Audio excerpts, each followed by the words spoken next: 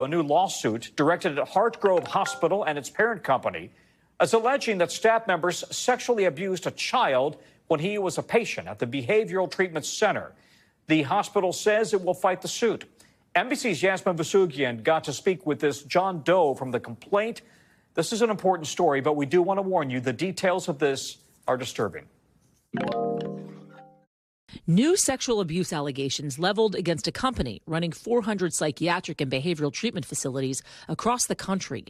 In a complaint filed in the Circuit Court of Cook County, Illinois, allegations from one John Doe include, quote, digital penetration, forced oral sex, sodomy, and genital fondling by staff members of Hartgrove Hospital in Chicago, run by Universal Health Services. We spoke to that plaintiff about this alleged sexual abuse. He's chosen to keep his identity concealed, and we've agreed to blur his face. He's 35 years old now and claims in the suit the abuse happened at Hartgrove when he was around 11. When did the abuse start? The very first time, I would have to say it was when I was in a shower. One of the staff members came in as I was getting dressed, and he just watched me. He said, okay, now I'm just checking. I want to make sure that you're all clean.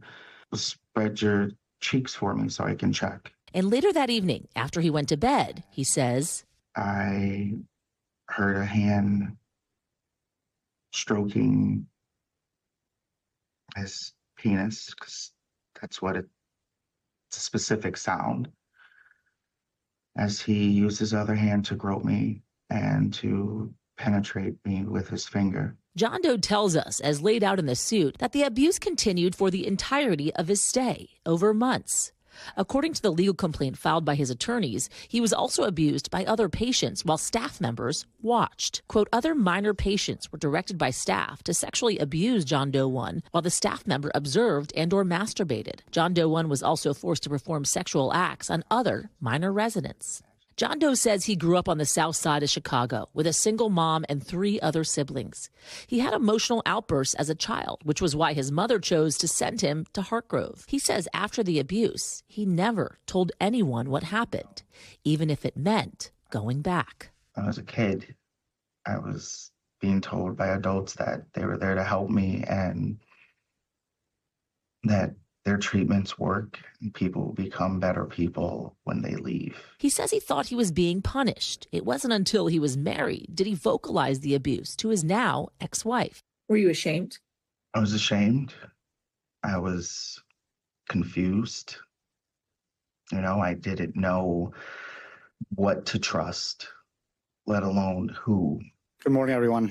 Martin Gould is the lead attorney representing John Doe, and he says a number of other former child patients from UHS facilities in Illinois who have yet to file suits, but he expects will be seeking financial compensation along with accountability in the upcoming days and weeks. This is just the first of what's going to be many. We want assurances in any type of resolution in this case with UHS that they're going to meet a variety of different policy and training changes. UHS telling us in a statement it, quote, rejects the narrative that has been alleged in this lawsuit and intends to aggressively defend against these claims through the litigation process. With counsel for Hartgrove Hospital adding in part, when the facts and evidence are presented in court, we believe they will demonstrate the falsity of the conclusions and allegations in this matter. In a separate case, UHS agreed to pay the U.S. government $122 million in 2020 to settle allegations of medically unnecessary inpatient behavioral health services and illegal kickbacks.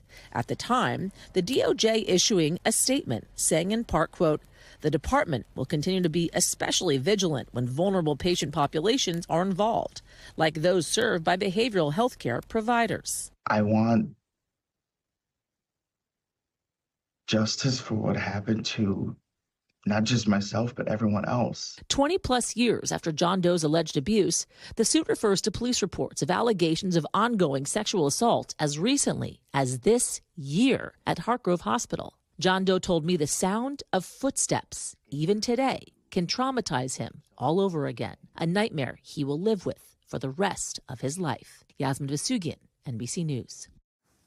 Yasmin, thank you. And for that, we also want to tell you that we ask you to keep an eye on these developments. If you or a loved one are experiencing abuse, help is available 24/7 at www.thehotline or by calling 1-800-799-7233. Thanks for watching. Stay updated about breaking news and top stories on the NBC News app or follow us on social media.